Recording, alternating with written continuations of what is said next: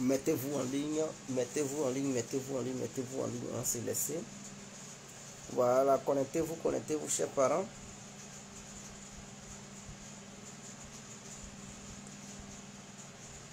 Connectez-vous, connectez-vous, connectez-vous. Connectez-vous massivement. Et n'oubliez surtout pas de partager le direct. Partagez le direct, partagez le direct, partagez le direct.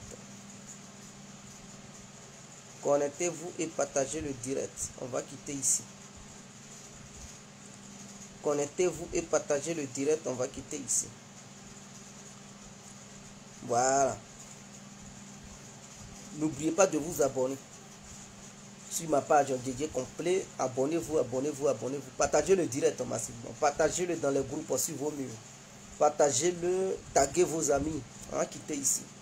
Voilà, on va faire le tour de la politique internationale et les tensions qui montent de part et d'autre. C'est très important. Voilà, c'est très important. Donc, connectez-vous, connectez-vous, connectez-vous. Partagez le direct et n'oubliez surtout pas de me donner mes étoiles. On va quitter ici. Mes étoiles, on va quitter ici. Alors, sans trop tarder, parce qu'il se fait déjà tard, il est déjà 0,9 minutes en Europe. Alors, donc, on va rentrer dans le but du sujet. Avant d'y entrer, j'aimerais vous communiquer les deux numéros sur lesquels vous pouvez me joindre via WhatsApp pour toutes les personnes qui sont intéressées par les produits que je vends. Alors, plus 32 4 65 70 13 19. Je répète, plus 32 4 65 70 13 19. Ça, c'est le premier numéro. Donc, enregistrez ce numéro très bien. Et à travers ce numéro, vous pouvez me joindre. Est-ce que vous comprenez? Voilà. Enregistrez ce numéro très bien. Et à travers ce numéro, vous pouvez me joindre. Je vais vous donner le second numéro. Le second numéro. Voilà. Donc, 0033 7 53 02 44 64. Je répète, 0033 7 53 02 44 64. Alors, pour toutes les personnes qui ont un problème d'hémorroïdes, femmes comme hommes, n'hésitez pas à me contacter. Voilà, l'hémorroïde n'est pas une bonne maladie. L'hémorroïde rend les hommes faibles. L'hémorroïde empêche souvent les femmes de tomber enceintes. C'est très important. Et quand vous avez l'hémorroïde, vous avez du mal à vous asseoir. Souvent, quand vous partez aux toilettes, c'est tout un problème. Souvent, quand vous êtes en public, votre ventre gargouille, ça fait du bruit. Et vous êtes gêné lorsque vous êtes au milieu des gens. Ce n'est pas bien, ce n'est pas une bonne chose. Donc, en dehors de l'hémorroïde, si vous avez aussi ce qu'on appelle l'hernie, donc l'hernie interne, voilà, l'hernie interne qui vous fatigue, ça y est dans le ventre et ça vous crée du tort, n'hésitez pas à me contacter. Je vais vous donner ce qu'il faut pour vous permettre de finir avec. Maintenant, pour les femmes qui ont un problème d'enfantement, qui ont un problème de stérilité, c'est-à-dire vous ne tombez pas enceinte, vous avez un problème pour tomber enceinte, n'hésitez pas à me contacter. Voilà, regardez toujours le début de la vidéo, je donne toujours des numéros avant de commencer la vidéo. Donc, les personnes qui viennent de tomber sur le direct, qui sont intéressées, réécoutez la vidéo. Au début de la vidéo, il y a deux numéros que j'ai donnés. Notez-les et contactez-moi sur WhatsApp. Il y a des gens qui me contactent sur Facebook. Je ne lis pas trop les messages de Facebook. Donc, pour les personnes qui sont intéressées, contactez-moi sur WhatsApp. Là, je peux vous répondre. Voilà. Donc, c'est très important. Donc, les femmes, vous qui êtes stériles, n'hésitez pas à me contacter. Les hommes aussi, ils sont stériles. Souvent, il y a des hommes qui sont stériles qui n'arrivent pas à engrosser des femmes. N'hésitez pas à me contacter. Si votre spermatozoïde est trop liquide et que cela vous empêche d'engrosser une femme, n'hésitez pas à me contacter. Je vais vous donner la potion magique qui va vous aider à engrosser madame. C'est très important. Donc, en dehors de ça, il y a la faiblesse sexuelle. Pour bien pilonner, parce que le pilonnage est très important. Le pilonnage, ça consolide dans le foyer. Mais quand tu ne peux plus pilonner et que papy tout passe son temps à dormir, ce n'est pas bien. Ça brise le foyer. Hein, ça fait que madame s'en va voir ailleurs. Ça envoie toujours des guéguerres, hein, des histoires dans le foyer. Et donc, pour apaiser cela, il faudrait que tu sois à mesure de satisfaire madame. Et donc, pour la satisfaire, mais mon frère, ce n'est pas dans le sommeil, il faut la satisfaire. Il faudrait que tu fasses bouger Papitou. Et donc, pour faire bouger Papitou, la poudre magique est là. N'hésite pas à me contacter, mon frère. Rentre en contact avec moi, je te donne la potion magique qui va t'aider, hein, à pouvoir satisfaire, remplir ton devoir conjugal. C'est très important. En dehors de ça, pour les personnes qui ont d'autres maladies que je n'ai pas mentionnées ici, n'hésitez pas à rentrer en contact avec moi pour me demander est-ce que j'ai le remède de telle ou telle maladie. Je vous dirai si j'en ai, je vous dirai aussi si je n'en ai pas. C'est très important. Donc on quitte là-dedans. Bonsoir, bonsoir à tous et à tout temps. Pour tous ceux qui ne me connaissent pas, je suis l'incontournable guerre compris tout terrain. L'homme dont on parle, l'homme qui n'a pas froid aux yeux, l'homme qui ne marche pas ses mots. Vous pouvez aussi m'appeler devant la vie. L'homme n'est rien, gouverneur italien, docteur Monton, appelez-moi Boum, laisse-moi mourir 5 heures plein droit, El Padrino, Camari, Desoula, Moucha. Alors nous voilà à nouveau devant cette caméra pour parler de ce qui se passe aux alentours de Taïwan. Oui, nous allons parler de ce qui se passe aux alentours de Taïwan. Et un peu, voilà, la faiblesse de Zelensky qui reconnaît officiellement que voilà. Donc on va y arriver tout à l'heure, mais autour de Taïwan. Pourquoi la Chine doit attaquer maintenant? C'est très important. Pourquoi la Chine devrait attaquer maintenant Taïwan? Et que si elle ne le fait pas maintenant, ça sera trop tard pour les années à venir. C'est très important. Mais aussi, le problème de la Chine, c'est que la Chine a fait du tapage sur l'arrivée de Nancy Pelosi.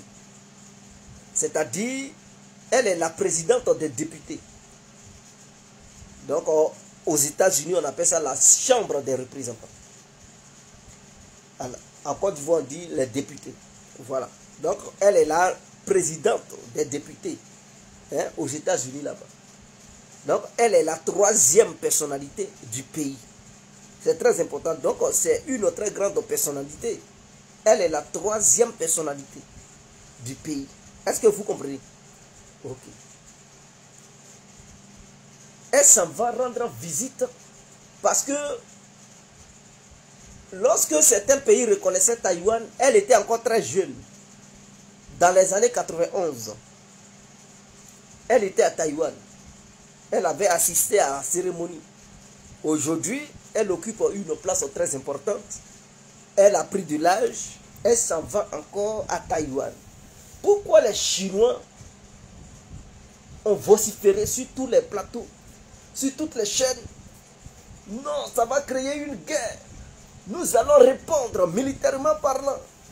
Nous allons empêcher, même abattre l'avion de Nancy Pelosi devant le monde entier. Devant l'humanité tout entière. Cette dame a défié Xi Jinping. Je répète, président, sinon que guide suprême de la Chine. Donc, la troisième personnalité des États-Unis a défié la première personnalité de la Chine. Parce qu'ils lui ont fait comprendre de ne pas mettre les pieds à Taïwan. Elle dit qu'elle mettra les pieds là-bas. Et puis il n'aura rien. Bon, le monde entier avait les yeux rivés sur ce qui allait se passer aujourd'hui. Mais là, nous aimons quand même la Chine, hein, mais soyons véridiques. La Chine n'a pas été à la hauteur aujourd'hui. Même si les jours à venir, peut-être, elle va entreprendre des actions, mais la Chine n'a pas été à la hauteur. Ce qui veut dire que la Chine ne peut plus effrayer les Occidentaux dans sa zone parce que la Chine veut se faire respecter dans la mer de Chine. Lorsque tu veux te faire respecter, il faut prendre des décisions. Même si ces décisions font peur, même si ces décisions vont avoir des conséquences sur ton pays, mais pour se faire respecter, il faille qu'il prennent des décisions, ces Chinois. Mais ils ne l'ont pas fait. Donc, ils ont montré leur faiblesse aux yeux des États-Unis parce que les Américains, ils sont comme ça. Eux là, ils fonctionnent à travers les rapports de force. Lorsque tu leur montres ta faiblesse, c'est fini. Ils vont chier sur toi matin, midi et soir. Ils vont chier sur toi matin, midi et soir. Et même les caniches des trucs des Américains, eux aussi, ils vont vouloir chier sur les Chinois. Parce que lorsqu'ils voient que leur maître américain n'est pas effrayé, puisque c'est l'Amérique qui les protège, alors ça leur donne le courage d'aller titiller ceux qui ne mouillent pas parce que pour eux, ils font confiance aux Américains. Ne soyez pas surpris de voir demain la marine française aller manquer du respect aux Chinois. Ne soyez pas étonnés de voir la marine anglaise aller manquer du respect aux Chinois. Ne soyez pas surpris demain de voir la marine australienne d'aller manquer du respect aux Chinois. Pourquoi? Parce que la Chine vient de montrer sa faiblesse. Elle n'a pas pris des décisions décisives pour marquer sa puissance de feu. Et sa puissance en tant qu'une grande nation, en tant qu'une ancienne civilisation, et en tant que puissance économique et militaire. Pour faire comprendre aux Américains que le temps passé n'est plus le temps présent, et que le temps présent, là, les données ont changé. Nous ne sommes plus dans une Chine des années 90, mais nous sommes dans une nouvelle Chine qui sait défendre ses intérêts, qui sait défendre son intégrité territoriale. Donc la Chine en disant que Taïwan est une partie de la Chine et que les représentants américains ne doivent pas quitter aux États-Unis pour débarquer à Taïwan pour parler de business, parler de trucs d'accords militaires, parler de défense en ignorant tout, en ignorant la Chine. Mais la Chine doit faire quoi? Qu'est-ce que la Chine devrait faire? Mais elle devrait faire respecter son intégrité territoriale.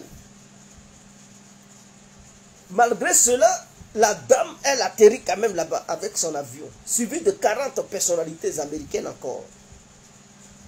Et ils sont allés se loger dans un bon hôtel taïwanais. Or, tout autour de l'archipel, c'est-à-dire de l'île, il y avait des navires chinois.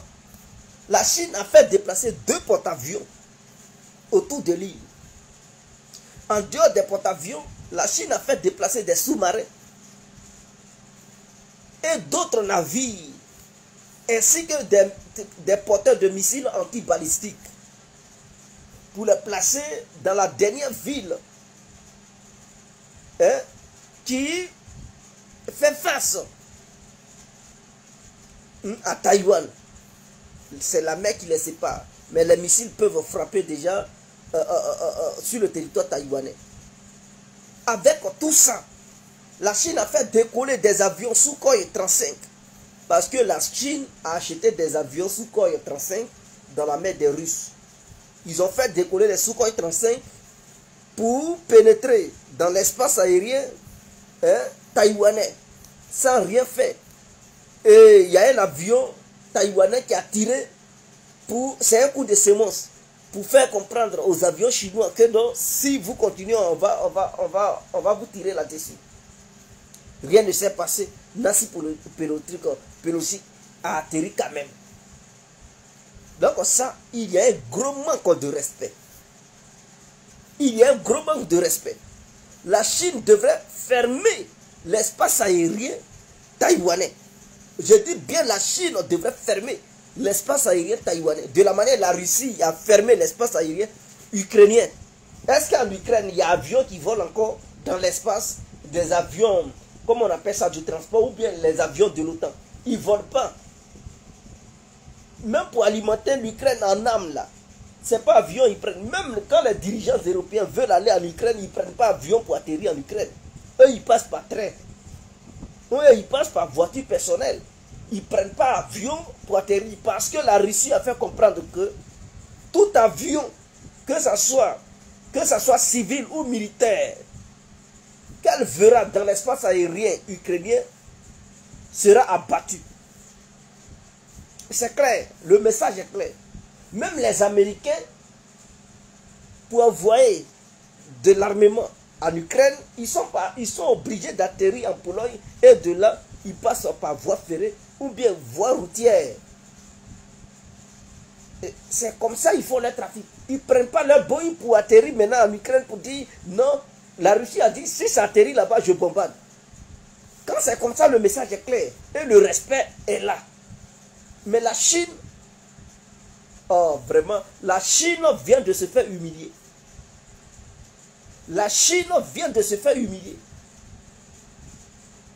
Parce que si elle n'attaque pas maintenant, si la Chine n'attaque pas Taïwan maintenant, dans les années à venir, elle ne pourra plus attaquer Taïwan. Parce que c'est une île. Et autour de cette île se trouve la mer. Pour que la Chine intervienne militairement, il faut à la Chine des navires de guerre. Mais ces Occidentaux-là, ces Américains-là, voyant cela, puisque c'est des gens qui sont des provocateurs, ils ont vu que la Chine est faible. Alors, ils vont donner à Taïwan les armes côtières de longue portée, les armes anti-navires. Parce qu'ils savent que, quels que soient les avertissements de Pékin, ça ne peut pas aboutir à quelque chose.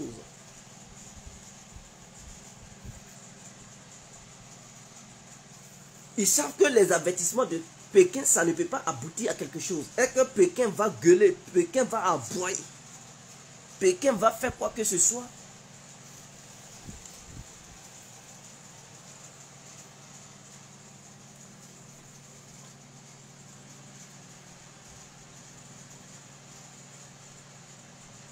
Pékin va faire quoi que ce soit. Pékin ne pourra rien faire. Et donc, du coup, ça va leur donner le courage d'armer davantage Taïwan. Parce que là, c'était un test pour voir si les Chinois sont réellement déterminés. Si les Chinois peuvent réellement passer à une offensive réelle pour empêcher ce qu'ils disaient l'arrivée de Nancy Pelosi. C'était un test que les Américains ont fait sur les Chinois pour voir la détermination chinoise. Pour voir où est-ce que la Chine peut aller. Jusqu'où la Chine peut aller. Mais ils ont compris que les Chinois n'étaient pas à la hauteur et que les Chinois ils doutent de leur propre force militaire. Parce que c'est de ça qu'il s'agit. La Chine met en doute sa propre force de frappe. Parce qu'elle a douté. Elle s'est dit, ah, est-ce que les Américains ont fait venir des navires de guerre depuis le Japon avec suivi des trucs, des avions. Les Chinois ont eu peur. Ils n'ont pas pu agir. Ils n'ont pas pu agir. Et donc là, cette peur-là, la Chine va payer ça très cher. Cette peur-là, la Chine va payer ça très cher. Parce que rien ne va encore arrêter les Américains. Ce test-là, ils vont dire, bon, nous, on est seuls. La Chine a eu peur de nous. Mais si on va maintenant en groupe, c'est que ce n'est pas la peine. Les Chinois ne peuvent plus rien faire. C'est-à-dire les membres de l'OTAN. Parce que l'Amérique va tout faire pour embarquer l'OTAN dans cette histoire de dualité entre l'Amérique et la Chine. Donc les Américains sont allés seuls pour faire le test. Ils ont vu que non, Pékin s'est pissé là-dessus. Mais en retour, qu'est-ce qu'ils vont faire? Ils vont embarquer les autres puissances, c'est-à-dire l'Angleterre, l'Australie, la France et le Canada. Ils vont les embarquer là-bas pour dire, bon, allons-y, on va faire respecter le droit de passage au sein de la mer de Chine. Et aussi, on doit défendre notre allié qui est Taïwan, qui fabrique les puces électroniques. Oui, c'est à Taïwan qui fabrique 65% des puces. Comment on appelle ça? Les puces qu'on met dans les ordinateurs, dans les téléphones portables, dans les armes, dans les postes téléviseurs. C'est Taïwan qui fabrique ça. Et donc, si la Chine réussissait à prendre Taïwan, l'Europe allait être en crise de trucs, comment on appelle ça, de ces puces-là. Voilà, parce que la Chine allait maintenant avoir le marché de ça.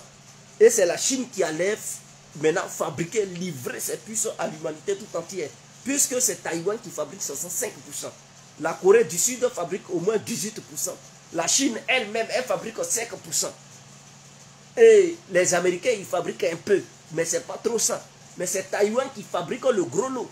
Donc si la Chine prenait le contrôle de Taïwan, les Européens vont beau se fâcher, mais ils allaient tout faire pour dire, bon, les Chinois, parce qu'ils ont besoin de ces puces-là. Sans ces puces-là, ils ne peuvent pas fabriquer leurs avions, leurs Boeing, leurs trucs. Ils ne peuvent pas fabriquer ça.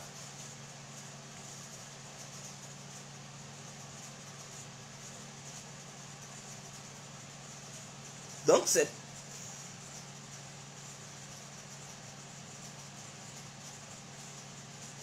Voilà, les semi-conducteurs. Les puces qu'on appelle les semi-conducteurs. Donc, ces puces-là, Taïwan en fabrique 65%. Sinon que 68% de la demande planétaire internationale. Les Occidentaux eux-mêmes, ils n'ont pas la capacité de fabriquer ça. Aux Pays-Bas, oui, ils fabriquent, mais ils ne fabriquent pas beaucoup. Aux Pays-Bas, ils fabriquent, mais ils fabriquent peu. C'est Taïwan qui fabrique le gros. Donc, si la Chine prend le contrôle de Taïwan, mais la Chine va dépasser les Américains, technologiquement parlant. Parce que les Taïwanais, ils font beaucoup de choses en fait. Ils sont avancés dans la technologie, dans certains domaines clés. La nouvelle technologie, les Taïwanais sont avancés.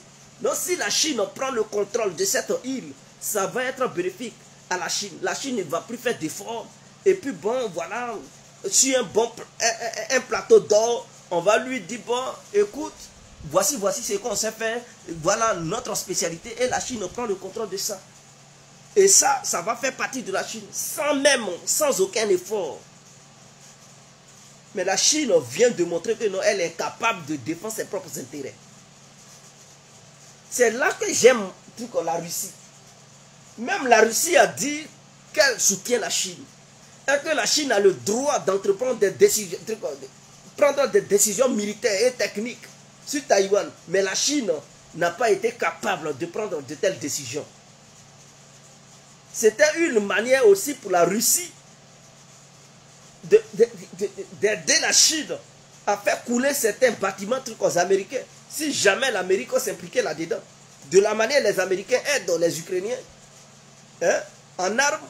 Mais la Russie aussi allait fournir certaines armes anti-navires à la Chine pour faire couler certains bâtiments américains. Si au cas où les Américains s'impliquaient là-dedans.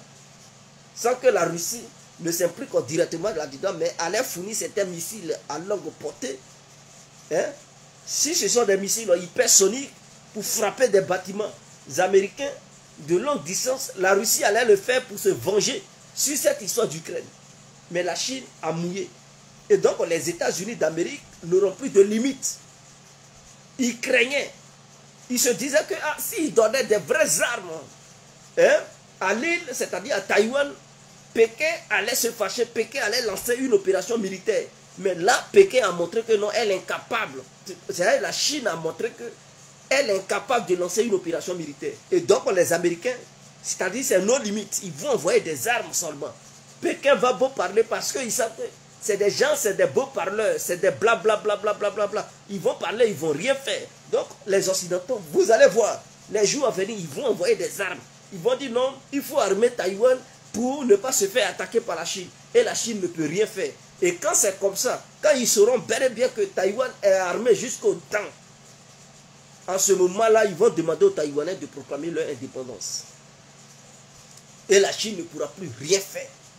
Sachant bel et bien que d'ici 2030, la population chinoise va chuter. Donc la Chine, c'est le moment, au moment où elle a une très grande popularité, c'est-à-dire une grande population, c'est le moment d'attaquer. Mais je comprends aussi les Chinois, ils ont peur des sanctions occidentales.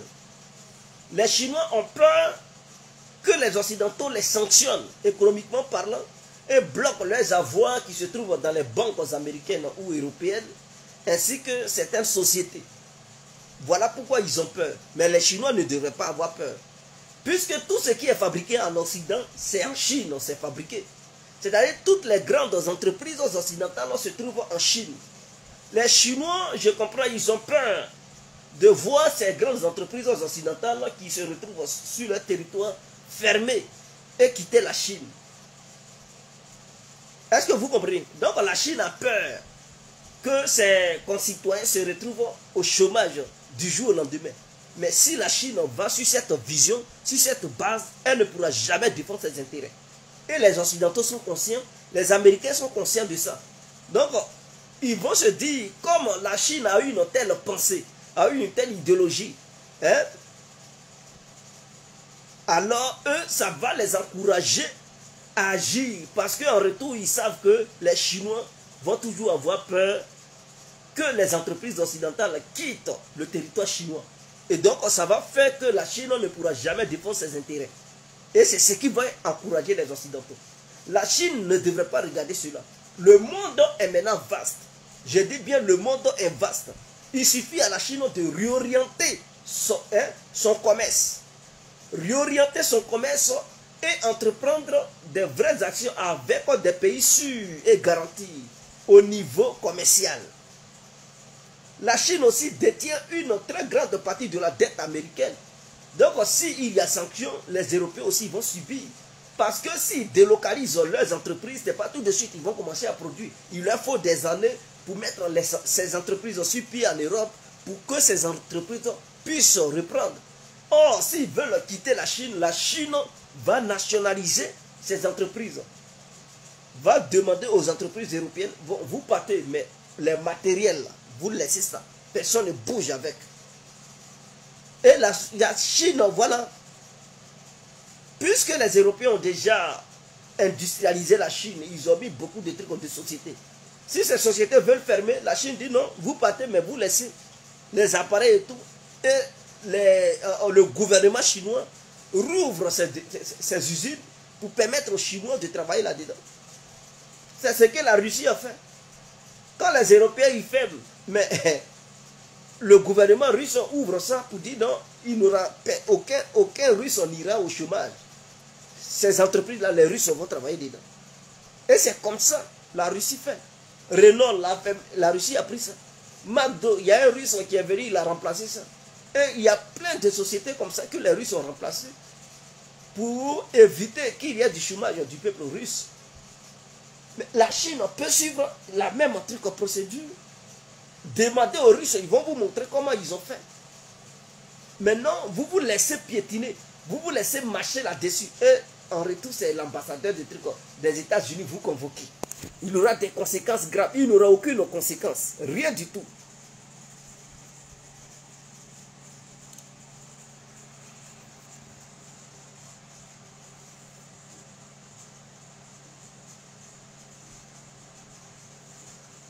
Non, non, ils n'ont pas encore, ils n'ont rien bombardé. Ils n'ont rien bombardé. Ils font des exercices militaires aux alentours de l'île. Ils font des exercices militaires aux alentours de l'île. Ils n'ont pas attaqué l'île. Moi, je pense que s'ils doivent entreprendre des actions militaires, peut-être c'est après le départ de Nancy Pelosi. C'est là qu'ils vont entreprendre des actions militaires parce que là, ils ont peur. Ils se disent, bon, la présidente la représentante plutôt des chambres, non, la présidente des représentants de la chambre américaine est sur l'île. S'ils attaquent, ils vont se dire, bon, les Américains vont intervenir pour défendre la troisième personnalité de l'Amérique. Donc les Chinois ont peur, ils ne veulent pas attaquer. Donc je pense que s'ils doivent attaquer, ils vont attendre le départ de Nancy Pelosi qui va demain après-midi, qui va quitter l'île. Peut-être après son départ, dans la soirée, il aura des actions militaires. Donc pour le moment, peut-être la Chine va se préparer, renforcer ses équipements militaires aux alentours de l'île pour pouvoir attaquer. Ce que je sais, il y a eu plusieurs attaques. Il y a eu plusieurs attaques cybernétiques sur l'île. Voilà. La Chine est en train de mener des attaques aussi, des attaques cyber sur l'île. Donc, est en train de pirater les trucs, comme on appelle ça, le ministère des Affaires étrangères, côté défense, est en train de paralyser le système internet de Taïwan.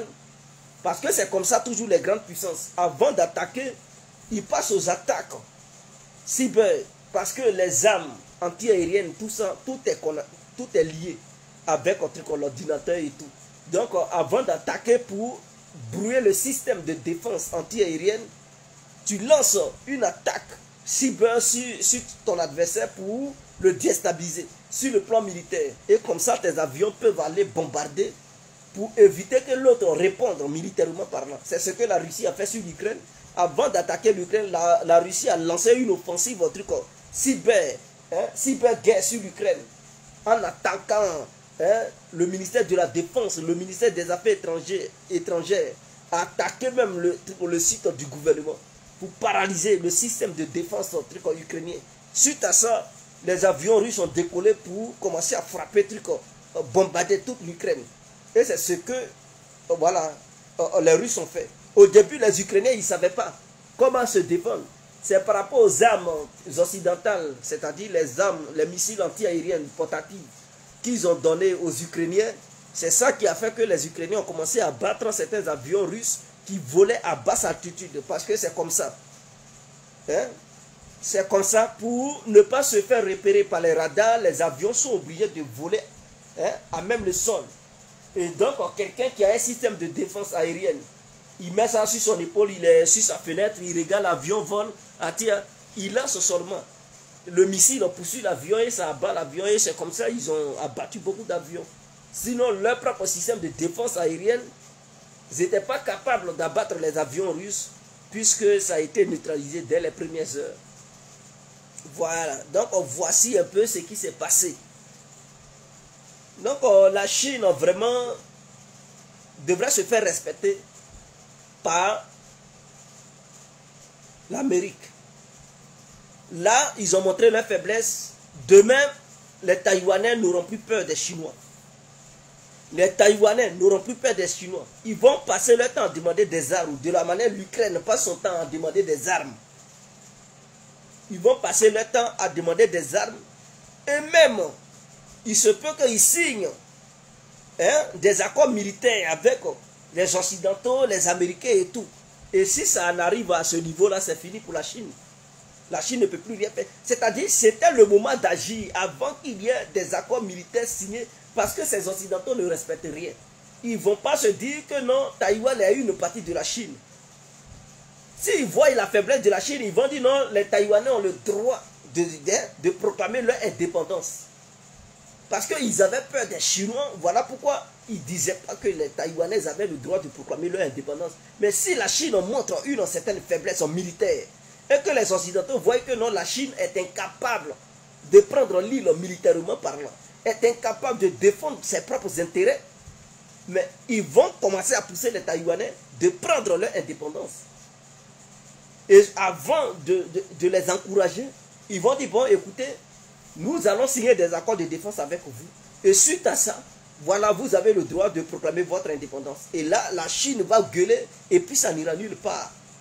Parce que la Chine ne peut pas demander l'aide militaire à son voisin russe ou iranien ou je ne sais qui de venir les aider si eux-mêmes ils n'entreprennent pas les actions d'abord. C'est-à-dire avant de demander une aide à quelqu'un, toi-même il faut aller sur le terrain. C'est quand le terrain, tu sais que ça ne va pas du tout, tu peux demander à l'autre, s'il te plaît, viens m'aider. Et c'est là maintenant ton ami il peut venir t'aider. Mais toi qui es devant l'affaire, toi que même l'affaire concerne, tu es incapable même de lancer des opérations, tu es incapable de commencer les velléités. Mais ce n'est pas l'autre qui est ton allié là qui va venir à ta place pour commencer ça. Ce n'est pas la Russie d'aller attaquer, non. Donc la Chine devrait revoir sa manière de faire.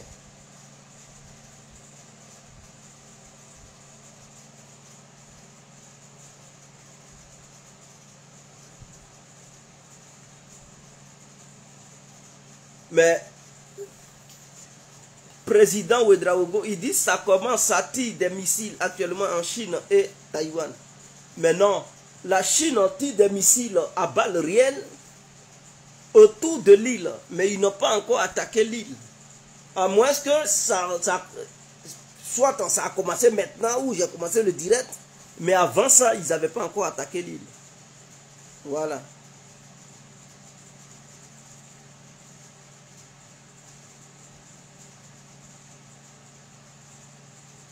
Donc je ne pense pas que la Chine... Soit parce que la Chine doit se faire respecter. Elle doit passer à l'action. Si elle laisse cette affaire, c'est fini. Pour la Chine, les Occidentaux vont tout faire pour détacher Taïwan de la Chine. C'est le moment.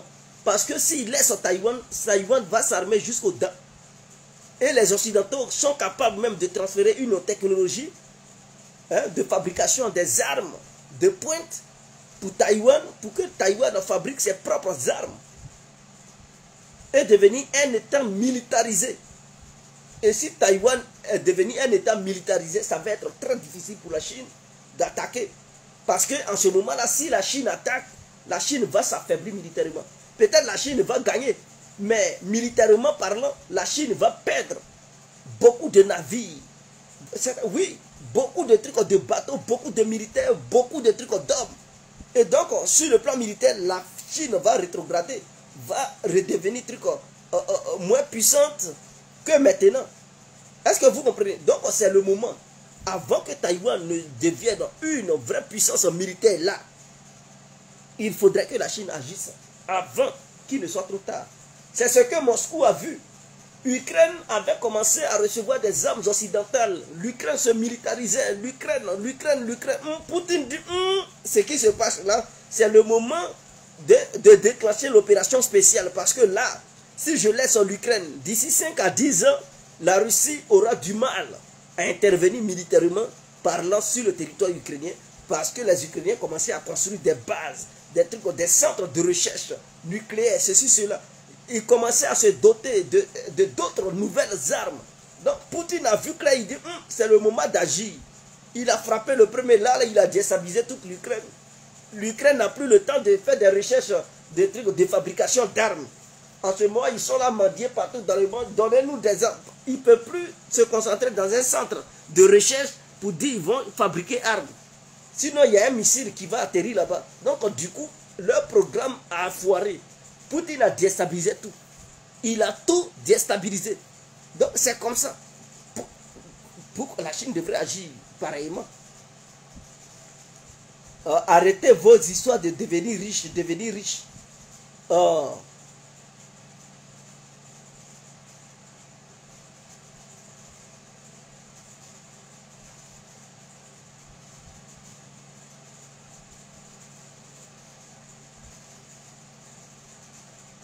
Donc, voici ce que je tenais à dire.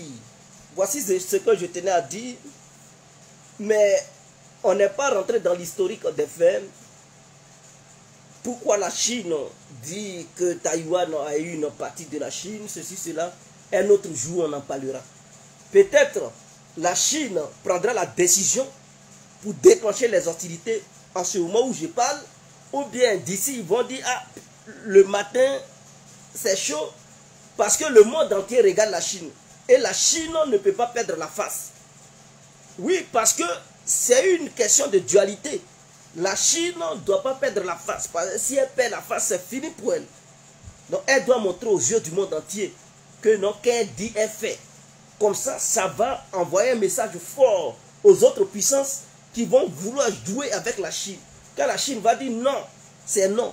Parce que si la Chine recule, les autres voisins de la Chine vont commencer à manquer du respect à la Chine. Oui, c'est très important. Le Japon va commencer à gonfler les petits muscles. Hein? Comment on appelle ça? Les Philippines. Voilà. Donc la Chine doit montrer aux pays qui sont aux alentours là que non, non, non, ne jouez pas. Si vous comptez sur l'Amérique pour faire n'importe quoi, voici ce qui va vous arriver. Il faudrait que ça soit... Et c'est ce que la Russie est en train de montrer aux Ukrainiens. Donc les autres pays qui sont autour de la Russie, c'est-à-dire les anciens pays membres de l'URSS, comme Azerbaïdjan qui est proche de la Turquie, le président Aliyev, il regarde. Peut-être il se dit, ah, je vais envoyer l'OTAN. Mais comme il voit le cas de l'Ukraine, il va dire, si j'envoie l'OTAN ici, Poutine risque de se jeter sur moi. Donc il va beau s'attendre à Erdogan. Mais il ne peut pas franchir le pas dans le seul but de dire que je vais emmerder Poutine, je vais envoyer l'OTAN. Parce qu'il voit ce que les Ukrainiens sont en train de payer. Donc il ne va pas faire cette erreur-là. Il voit clair, mais il se tait. Parce qu'il n'est pas trop ami à Poutine. Mais lui-même, il ne peut pas faire certaines choses. Il ne peut pas dire non, je rentre dans l'UE, je rentre dans l'OTAN. Sinon, Poutine va lui montrer ses limites tout de suite. Donc du coup, mais si Poutine avait échoué Si Poutine n'avait pas pu redresser les Ukrainiens, mais l'Azerbaïdjan allait aussi suivre. Le Kazakhstan allait aussi suivre. Et puis c'était fini. Mais en donnant une réponse ferme et forte à l'Ukraine, l'Azerbaïdjan, le Kazakhstan et les autres pays comprennent. Ainsi que comme la Biélorussie, ils comprennent que non, il y a des limites à ne pas franchir. Avant, oui, les autres ont fait, mais maintenant, là, avec Poutine, il y a des limites à ne pas franchir. Même s'ils sont mécontents de lui, ils font doucement pour ne pas subir le même sort que l'Ukraine. C'est très important. Est-ce que vous comprenez? Mais la Chine aussi, la Chine recule, c'est fini. Les Japonais vont vouloir montrer leurs petits muscles. Corée du Sud va montrer ses muscles. Philippines va montrer ses muscles. Tous les pays aux alentours de la Chine ne vont plus avoir peur. Ils vont commencer à signer des accords de défense avec les Américains. Et les Américains vont venir faire chier les Chinois dans leur précaré. Ils vont faire rentrer des navires dans les eaux territoriales de la Chine. Parce qu'ils sont convaincus que la Chine ne fera rien. Mais si la Chine montre que non, elle est une puissance déterminée à faire valoir sa souveraineté vis-à-vis du monde entier, vous allez voir les Américains, ils ne vont plus jouer. Tout de suite, ils vont dire non, on va négocier, asseyons-nous pour discuter, ceci, cela, pour ne plus, voilà, parce que le monde va... Est-ce que vous comprenez? Hier, Biden a fait quoi? Il dit non, il veut demander à la Russie des pourparlers. Il veut que l'Amérique et la Russie aient des pourparlers concernant la crise ukrainienne et les problèmes du monde. Mais pourquoi au début ils étaient fermes? Non, mais s'ils parlent maintenant de non pour parler avec la Russie concernant la crise de l'Ukraine et du monde, parce que la Russie se prépare à lancer une autre grande offensive pour prendre d'autres villes. Donc les Américains, ils voient ça. Ils ont dit, ah non, si vous attaquez, si vous lancez d'autres offensives pour prendre d'autres villes, pour attaquer d'autres villes, on va encore vous sanctionner et tout. Parce qu'ils voient que la Russie est en train de se préparer pour lancer une grande attaque de grande envergure, pour prendre encore d'autres villes. Ça, ce n'est plus seulement à l'est de l'Ukraine, mais l'offensive va se tendre dans d'autres villes du nord au sud, à l'est et tout. Donc les Américains, ils voient ça. Alors qu'est-ce qu'ils veulent faire? Ils veulent dire, bon, il faut avoir des pourparlers pour éviter que cette offensive ne soit lancée par les Russes. Donc, ils comprennent. C'est une question de rapport de force. Et la seule armée au monde dont a peur des Américains, c'est l'armée rouge. C'est-à-dire la Fédération de Russie. Est la seule puissance qui fait peur aux Américains. Les Américains, ils ne respectent pas les Chinois en fait. Si c'était la Russie qui disait que si l'avion fait truc, on va la battre, on ne veut pas voir d'avion, ou soit on va attaquer. Si elle met pied là-bas, les Américains allaient tout de suite appeler au calme. Oui, les Américains allaient dire non, il faut discuter. Calmons le jeu. Allaient déjà commencer à appeler le ministre des Affaires étrangères russe pour parler et apaiser la tension, pour dire bon non, nous ne voulons pas de guerre avec la Russie, ceci, cela. Mais avec la Chine, ils disent non, si la Chine fait truc, on va riposter militairement. Mais quand la Russie parle, est-ce que vous voyez les Américains menacer pour dire on va riposter militairement pour attaquer la Russie? Toujours ils disent non, on ne veut pas de guerre à la Russie. Donc ils connaissent, eux-mêmes ils savent. On dit, Dieu connaît bagage qui est loup, c'est Béra qui fait semblant. Est-ce que vous comprenez? Dieu connaît bagage qui est loup.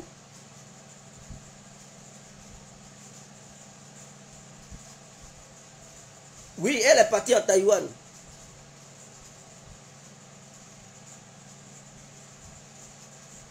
Donc voilà un peu. L'Amérique n'a jamais menacé la Russie d'une intervention militaire au cas où la Russie attaquerait un pays ou truc. Non, non, non, non. Toujours les Américains disent on ne veut pas de guerre avec les Russes. On ne veut pas de guerre avec les Russes. Mais quand il s'agit des Chinois, ils disent non, si vous intervenez, nous on va intervenir. Regardez, écoutez toujours les discours américains. Ils savent que le seul pays capable de les anéantir militairement aussi, parlant, il y a la Russie qui a aussi les mêmes capacités que les Américains. Ils ont assez de porte-avions, ils ont assez de navires, oui. Mais les Russes ont assez de missiles capables de mettre en manne la flotte américaine. Et donc les Américains comprennent, ils ont assez de sous-marins. Et les gros sous-marins du monde viennent de la Russie. la Russie vient de mettre encore un gros sous-marin sous l'eau.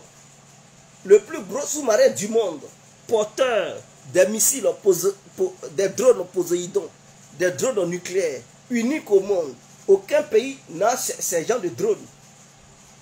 Donc ce sont des drones bourrés de trucs, des armes, trucs nucléaires, portés par d'autres sous-marins.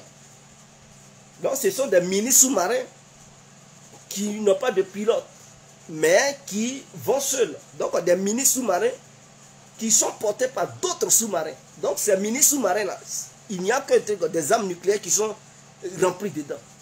Et ce sont d'autres sous-marins qui portent ça. Et arrivé quelque part, le gros sous-marin largue les petits sous-marins. Et puis eux seuls, ils s'en vont maintenant, ils passent sous l'eau pour aller sur les côtes de l'autre pays ennemi. Ils explosent là-bas, douillent. Les vagues montent, tous les navires qui sont accostés au port là-bas, tous ces navires-là rentrent sous l'eau. L'eau envahit ça. Donc si vous avez votre flotte, lorsque le drone Poséidon explosera, mais tous ces navires-là, la mer avale ça, et puis c'est fini. Vous n'avez plus de flotte. Donc si dans ces navires, il y a des humains, avions, tout ça, ça rentre sous l'eau. Donc voilà les capacités de la Russie. Et c'est ce qui fait aussi peur aux Américains. Et la Russie a 6225 ogives nucléaires. C'est la première puissance nucléaire au monde. Est-ce que vous comprenez? La France a 225. La Chine a 335. L'Angleterre a un peu. Donc, vous comprenez, les Américains, ils ont 555 ogives nucléaires. Donc, les Russes, on les devance. Et quand ils voient ça, ils se disent, guerre avec la Russie, c'est pas bon. Et les plus gros missiles, les plus gros calibres, quand on veut parler des missiles nucléaires, les plus gros missiles nucléaires, c'est la Russie qui détient ça. Les Américains, leurs missiles nucléaires sont un peu moins gros. La Russie, quand la Russie fabrique des missiles, elle fabrique les gros calibres seulement. Tu vois le missile, il est gros comme ça. Ils mettent ça dans des silos. Souvent, ce sont des véhicules qui portent ça. Souvent, oh, mais restez tranquille. Donc, la Russie, quand elle fabrique ces missiles, c'est des gros missiles. Les charges nucléaires qui sont là-bas sont assez par rapport aux charges nucléaires américaines. Donc, quand ils voient ça, ils disent non, on ne veut pas de guerre les Russes. On ne veut pas de guerre les Russes. Ils comprennent. Si la Russie veut anéantir l'Ukraine, il suffit de lancer un gros missile non nucléaire sur Kiev. Si le seul missile explose, douille. Mais vous imaginez combien de personnes qui vont être trucs. Ce n'est pas tous les missiles qui sont dotés d'ogives nucléaires. Il suffit de lancer un gros suppositoire qui pèse, je ne sais combien de tonnes. 20 000 tonnes, mais sans ogive nucléaire. Et ce seul missile, si ça explose au centre de Kiev, vous imaginez, mais Zelensky ici, il est caché dans un sous-sol. Quand ça va trembler, il va courir. Il va sortir de son trou à rage, il va commencer à courir. Il va devenir fou. Mais les Russes ne veulent pas le faire. Mais les missiles qu'ils essaient là, ce n'est pas des missiles qui sont dotés d'armes nucléaires. Souvent, ils lancent des missiles, des gros missiles. Ils lancent, ils font des essais. Ce n'est pas doté d'armes nucléaires. Est-ce que c'est pas doté d'ogives nucléaires? Donc ces missiles, ils peuvent dire, bon, au lieu de lancer ça dans le vide, bon, on va utiliser ça pour frapper Kiev. Si ça explose là, vous imaginez l'explosion? Si les petits missiles calibre font des dégâts, imaginez un gros suppositoire qui fait 20 000 tonnes, va exploser là-bas, mais c'est le chaos. Donc les Russes ne veulent pas anéantir l'Ukraine. Voilà pourquoi c'est une opération spéciale. C'est une opération spéciale. Donc on est en Russie, on est maintenant en Ukraine. Si vous voyez que Zelensky n'est pas inquiété, il parle, il fait des vidéos, il sort, il s'en rendre visite à ses militaires sur le terrain. Vous pensez que les Russes ne voient pas un truc au Zelensky? Ils le voient. Quand ils s'en vont au port d'Odessa pour superviser le chargement des trucs de la cargaison du navire, vous pensez que les Russes ne le voient pas? Ils ont des services de renseignement, ils savent où Zelensky est aujourd'hui, demain, ils savent. Mais non, ce n'est pas Zelensky. Ils ne veulent pas l'éliminer maintenant. Parce que les radicaux, les nazions, comme les Zelensky, ils sont remplis en Ukraine. Si Zelensky est éliminé, mais un autre nazi est capable de prendre le pouvoir. Donc c'est comme s'ils n'ont rien fait. Alors, il laisse Zelensky pour qu'il puisse identifier tous les nazis ukrainiens, les radicaux ukrainiens. Tant que Zelensky sera là, ils vont se manifester. Et la Russie va les éliminer un à un. Maintenant, quand il ne restera plus des trucs de nazis, maintenant ils vont s'occuper des trucs de Zelensky. Voici le truc. Sinon, il ne s'agit pas de ce que les Européens font. Par exemple, les terroristes. Ils tuent le chef. Mais est-ce que le chef n'est pas remplacé? Le lendemain, dès que le chef met aujourd'hui, le lendemain, ils mettent un nouveau chef. Et puis ça continue. Donc, tuer le chef là, ça ne veut rien dire.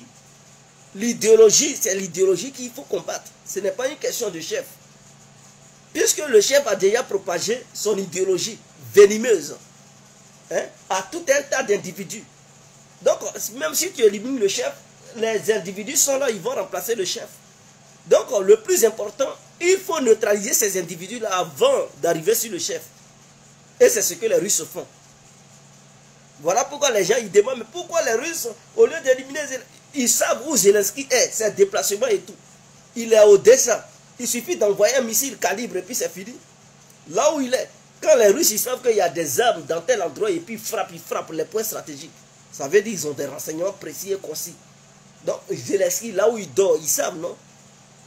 S'il est dans un bunker, ils savent. Il y a des missiles pour... Est-ce que les Russes ont utilisé pas des missiles pour neutraliser des armes que les Ukrainiens ont cachées dans des bunkers? Ils neutralisaient ça, non? Donc, c'est pas parce que Zelensky est dans un bunker que les Russes ne peuvent pas le neutraliser là-bas. Il suffit d'envoyer un missile précis sur la résidence qui est bunkerisée et puis d'où il s'est détruit tout. Ils savent où il est. Mais c'est parce qu'ils n'ont pas envie de le neutraliser maintenant. Le plus important, c'est ceux qui sont les radicaux, les soldats radicaux là. C'est ceux-là, il faut éliminer. Parce que tant qu'ils seront là-bas, les Européens vont les utiliser pour poser des trucs, des bombes, pour déstabiliser l'État ou bien commettre des crimes en Russie. Et donc les Russes sont conscients. Éliminer Zelensky pour mettre quelqu'un d'autre. Mais et l'idéologie que Zelensky a propagée dans l'Ukraine, tous ces radicaux-là, eux, ils vont devenir quoi? Mais ils vont déstabiliser l'Ukraine. L'Ukraine n'aura jamais la paix. Ils vont placer des bombes, faire n'importe quoi, traverser même pour aller en Russie, pour faire exploser des choses là-bas, commettre des crimes. Donc les Russes sont conscients de ça. Voilà pourquoi ils ne veulent pas neutraliser d'abord leur patron. Ils veulent neutraliser les soldats qui sont autour du patron. Et après, ils vont arriver sur le patron. Donc, voilà, la Russie, c'est où Zelensky est. Et quand vous écoutez les médias occidentaux, oh, ils ont voulu éliminer Zelensky, mais c'est truc qui le protège. Les services américains protègent Zelensky. Un missile, là, ça connaît l'histoire de protection des trucs. Missile, ça explose. Que tu sois garde de corps ou pas, Atia, toi-même, tu t'en vas, c'est fini. Donc, les Russes, ils ont beaucoup de missiles, ce n'est pas les missiles qui les manquent. Ils peuvent laguer des missiles à travers des avions, à travers des navires ou bien des missiles, à travers des véhicules. Sol, air sol, mer sol. Ah, mais bien sûr, ils peuvent laguer des missiles et ils sont forts dans des frappes de missiles, les Russes. Ils sont nombreux. Donc, ils savent où Zelensky est. Ces déplacements, ils savent au front à l'est, là-bas, ils supervisent ces soldats. Les Russes, ils savent. Il suffit de bombarder l'endroit et puis c'est fini pour lui. Mais non, ils ne veulent pas. Ils ne veulent pas. Et c'est ce que les Occidentaux veulent. Dire, oh, c'est un truc, c'est un leader. Non, Poutine ne va pas lui donner cette opportunité-là. Il ne va pas servir ça aux Occidentaux. Parce qu'ils attendent à ce que la Russie l'exécute. Comme ça, ils vont dire non. Non. Les Russes ne vont pas le faire. Soit ils vont tout faire pour mettre la main sur lui, soit lui-même il va fuir le pays. Il va fuir le pays. Et quand il va fuir le pays, là, les services de renseignement russes vont le traquer. Là où il va partir. Il ne va pas s'échapper à tout cas. Que ce soit en Israël, en Angleterre, en Amérique, en Europe, ils vont le traquer partout où il est. Et ils vont faire sa peau. Donc pour lui, là, il n'inquiète pas les Russes. C'est pas, ils savent que quel que soit l'endroit où il ira, les services de renseignement russes vont le traquer et mettre la main sur lui ou l'éliminer là-bas. Mais le plus important, ce sont les militaires radicaux là, à qui ils ont inculqué des idéologies criminelles. C'est à ceux-là il faut mettre hors d'état de vue. Donc c'est ceux-là.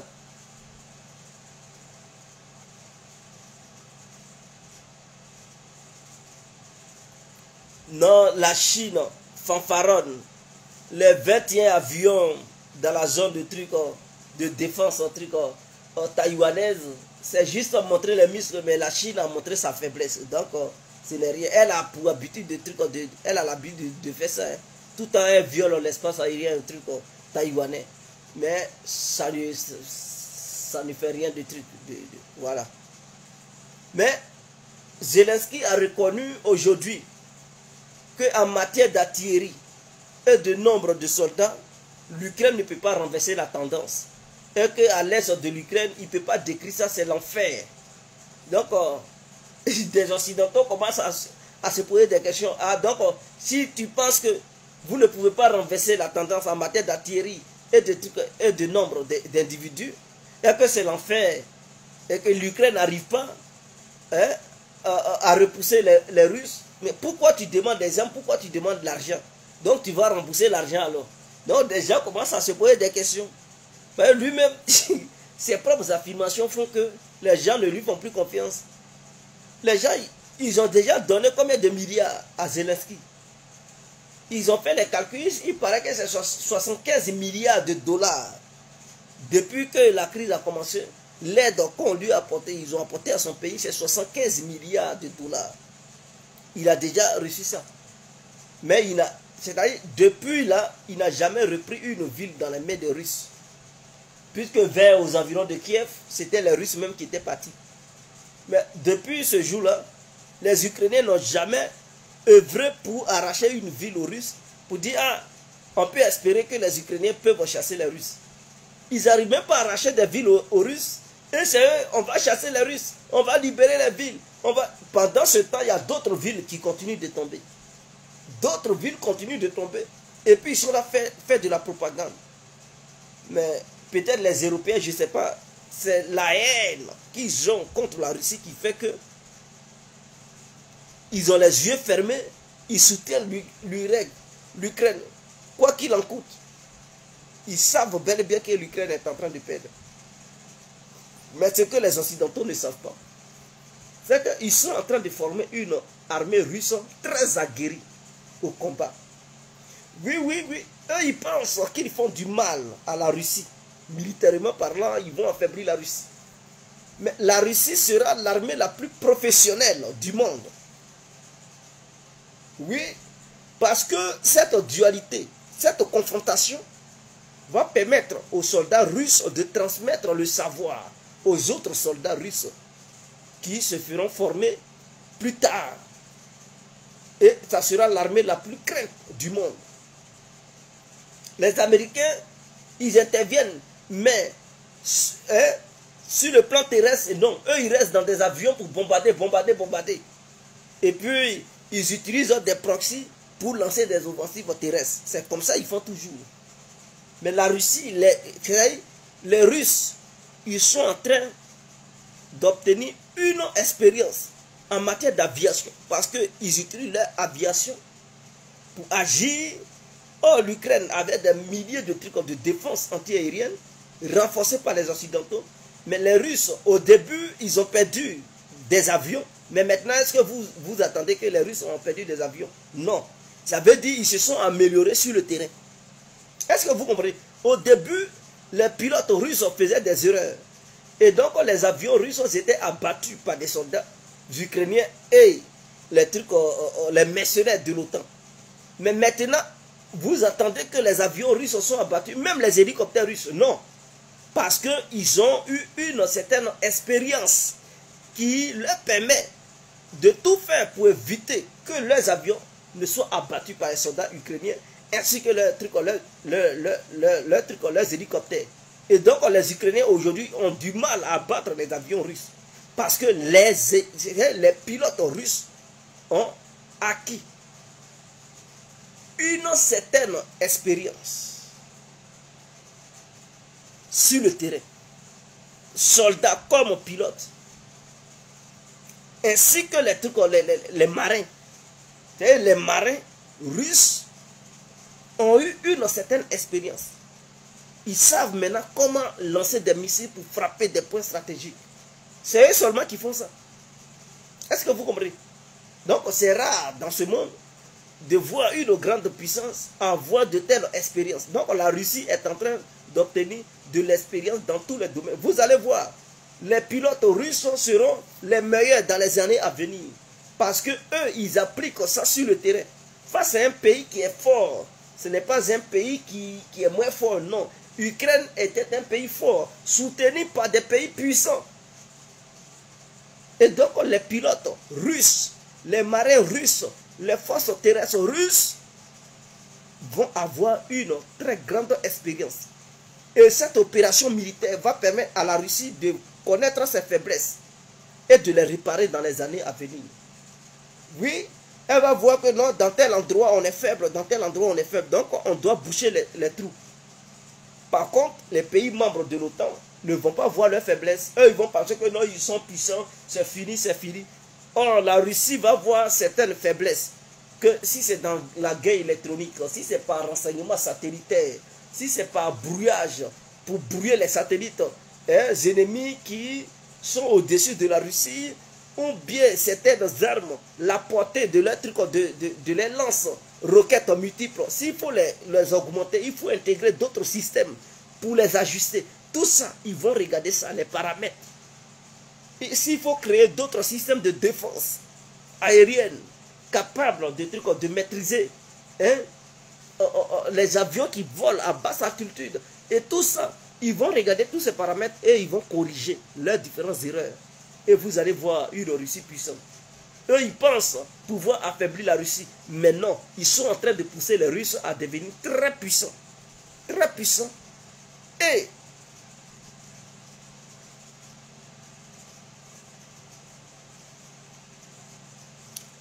non, la Chine ne peut pas tenir devant l'OTAN.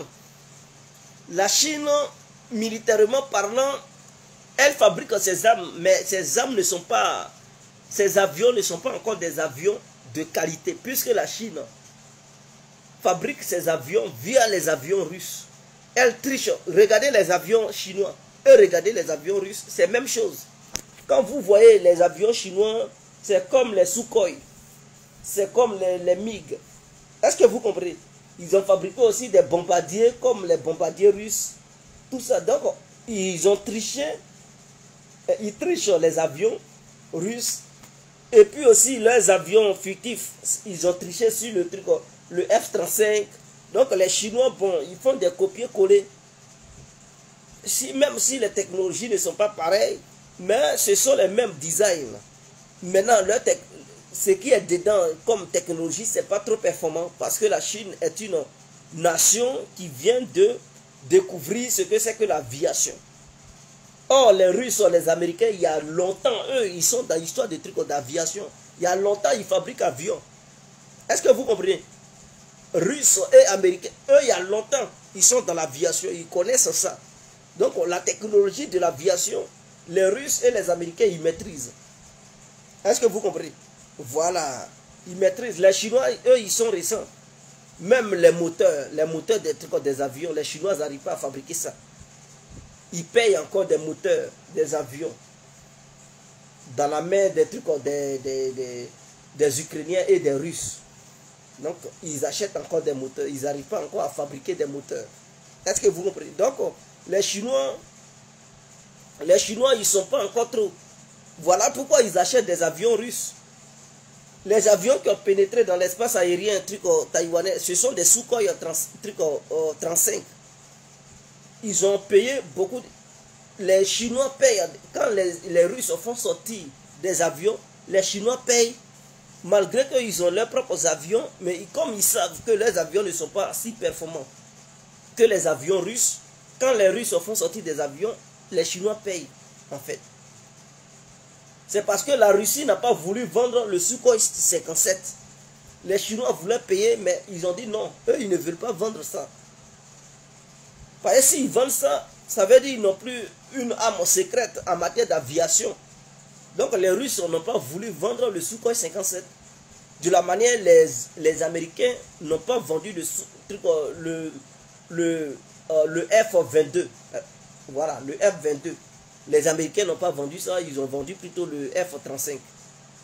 Donc les Russes, comme ils n'ont pas voulu vendre le Sukhoi 57, c'est leur arme secrète, ils ne veulent pas que d'autres pays aient le Sukhoi 57, alors ils veulent fabriquer un avion monomoteur, c'est-à-dire un avion qui a un seul moteur, mais qui va concurrencer le Sukhoi, le F-35 américain.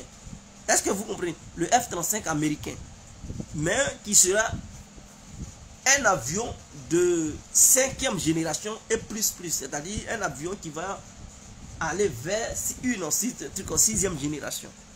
Et cet avion va coûter moins cher que les autres avions russes pour les vendre à beaucoup de pays qui aimeraient avoir des avions de 5e génération. Donc ils ont déjà commencé à fabriquer ça. Hein?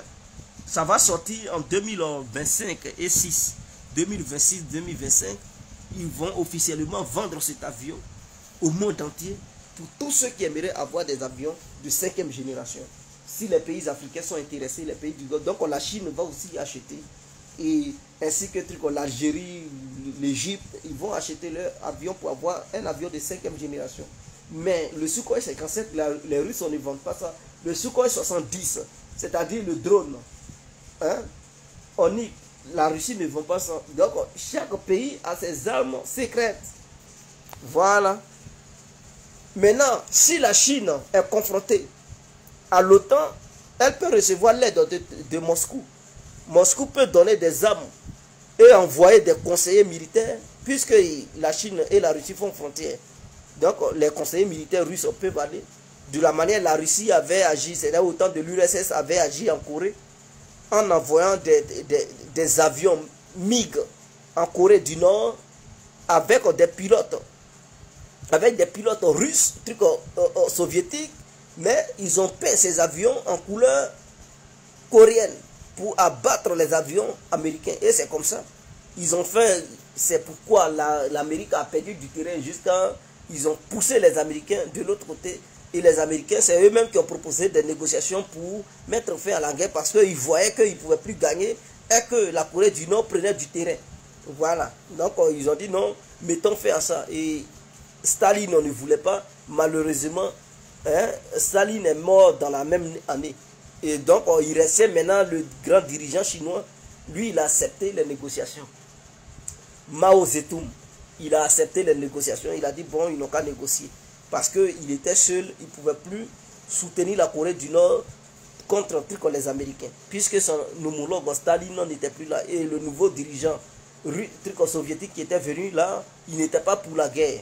Donc c'est ce qui avait fait, et la guerre des deux Corées s'était arrêtée. Donc voilà. Poutine peut les aider, il peut envoyer des avions, même les MiG-31. Aucun pays ne les possède. Il n'y a que la Russie seule qui les possède. La Russie n'a pas voulu les vendre. Est-ce que les anciens pays membres de l'Union soviétique ne possèdent pas les MiG-31? Ce sont des avions qui volent à 3000 km/h. Les seuls avions les plus rapides au monde, aujourd'hui où je vous parle, qui volent à haute altitude, qui portent maintenant les nouveaux missiles Kinjal, qui vont à 2000 km. Donc c'est la Russie seule qui a ça. Elle n'a pas vendu ces avions à d'autres pays. Donc voilà, chaque pays a ses trucs. Mais en Ukraine, les MiG, la Russie a 300 MiG-31. En Ukraine, la Russie n'utilise pas les MiG comme ça. Les MiG-31 sont là. Elle a utilisé les MiG-31 2 fois pour laguer le missile Kinjal hypersonique. Voilà, à deux reprises. En dehors de ça, les MiG n'ont plus participé aux opérations militaires sur le territoire ukrainien. Donc voilà un peu. Sur ce, on se laisse. Je vous remercie.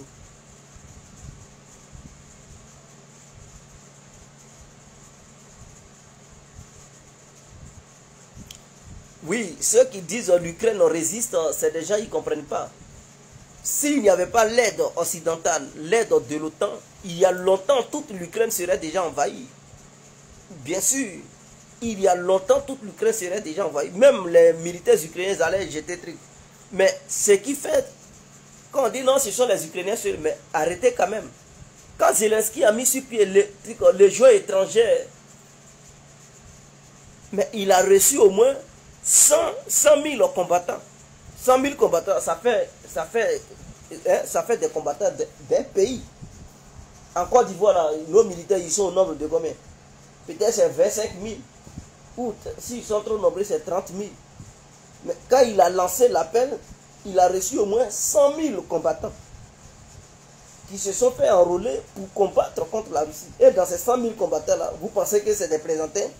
Dedans là, il y a des trucs, les plus grands terroristes, il y a des anciens militaires, des nouveaux militaires, des pays membres de l'OTAN, des personnes surentraînées, des personnes qui ont déjà participé à plusieurs guerres, qui connaissent ce que c'est que la guerre, qui sont là-bas.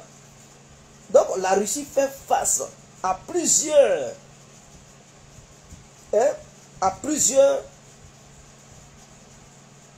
soldats qui viennent de différents pays. C'est ceux qui combattent là-bas. Là. Il y a des mercenaires qui sont remplis. Ce ne sont pas seulement les soldats ukrainiens qui tiennent tête à la Russie. Non, il y a plusieurs soldats qui ne sont. Il y a d'autres qui ne sont pas ukrainiens. Il y a d'autres qui viennent de partout, en Asie, même en Afrique. Vous n'avez pas vu un Marocain qui a été arrêté là-bas, à Mariupol. Mais ça veut dire en Afrique même, il y a des Africains qui savent donner un coup de maître aux Ukrainiens. En Amérique latine, en Amérique du Nord, en Europe, tout le monde va là-bas. Donc du coup, vous comprenez que la Russie est puissante. Si elle n'était pas puissante il y a longtemps, elle aurait déjà fui. Et puis les armes que les Occidentaux donnent à l'Ukraine. Si ce n'était pas une puissance, il y a longtemps, la Russie n'allait plus avoir d'armes. Parce qu'ils ont réussi à détruire un grand nombre de trucs de matériel russe. Mais les matériels russes ne finissent pas. Ça vient comme ça, comme si c'était des fourmis. Et les Occidentaux se demandent s'ils peuvent tenir la cadence. Donc la Russie est en train de démilitariser l'Europe sans que l'Europe ne le sache. Parce que l'Europe est obligée de donner ses armes nouvelles comme anciennes à l'Ukraine pour combattre la Russie. En retour, l'Europe se désarme. Et donc, c'est une manière de démilitariser l'Europe. Eux, ils pensent affaiblir la Russie, mais la Russie aussi a une idéologie, fait affaiblir l'Europe, pour empêcher l'Europe d'être arrogante à travers le monde, pour ne plus envoyer des guerres partout. Donc, si l'Europe n'est plus militarisée, et que les Européens se sont démilitarisés, mais ils vont encore prendre quoi pour promouvoir leur démocratie à travers le monde et déclencher des guerres. Il leur faut plusieurs années pour se remilitariser. Et en ce moment-là, les Russes et les Chinois seront encore à un autre niveau, puissants encore pour les empêcher. Donc voici la stratégie de Poutine. Il est en train de démilitariser les Européens. Il est en train de démilitariser les Américains. Parce que l'Amérique est en train d'envoyer des armes, leur stock. Et donc ça va faire que les Américains n'auront plus leur capacité ancienne qu'ils avaient pour agir partout dans le monde, faire n'importe quoi. Ça va un peu les affaiblir. Donc il leur faut des années pour se remettre encore à jour. Ce qui va faire que le monde va avoir un peu de paix. C'est-à-dire qu'il n'y aura pas de guerre chaude où il y aura une intervention américaine, ceci, cela. Et donc ça va apaiser les Américains à faire n'importe quoi à travers le monde. Si on se laisse. Oui, les Allemands, eux, les Européens, ils pensent faire du mal aux Russes. C'est eux qui permettent aux Allemands, mais quand l'Allemagne va devenir puissante, elle va chasser les Américains. Pour dire on ne veut plus des bases militaires américaines sur notre territoire. Partez. Et l'Allemagne va vouloir reprendre son leadership en Europe et dans le monde. Et c'est là les Américains vont regretter, mais ça sera déjà trop tard. C'est là maintenant ils vont courir derrière les Russes. Non, on va signer des accords. L'Allemagne devient dangereuse. Oui, on connaît cette chanson. Et vous allez voir, l'Allemagne va se retourner contre eux. Parce que ça a été toujours comme ça, les Allemands. À chaque fois qu'ils sont devenus puissants, ils se retournent contre leurs alliés. Et ils veulent, parce qu'ils ont une idéologie hégémonique, les Allemands. De la manière dont les Américains sont là. C'est comme ça les Allemands sont. Eux là, quand ils sont forts militairement parlant, ils veulent diriger le monde. Voilà pourquoi on les empêchait d'être militairement très puissants. On les contrôlait. Maintenant que les Européens, comme ils ont la haine contre la Russie, on est dans l'OTAN, ceci, cela, augmenter. Ils vont voir, quand l'Allemagne va devenir puissante, elle va quitter l'OTAN. Elle va dire, on ne veut plus de base militaire américaine sur le sol allemand. Et que l'Allemagne est le leader en Europe. Donc c'est l'Allemagne qui va contrôler tout. Et les Américains vont commencer à regretter. Ils vont demander l'aide aux Russes. Faisons coalition pour neutraliser les Allemands. C'est là les Russes vont dire non, on ne veut plus de coalition avec vous. On veut traiter avec les Allemands. Et c'est fini. Donc on se laisse. Ciao.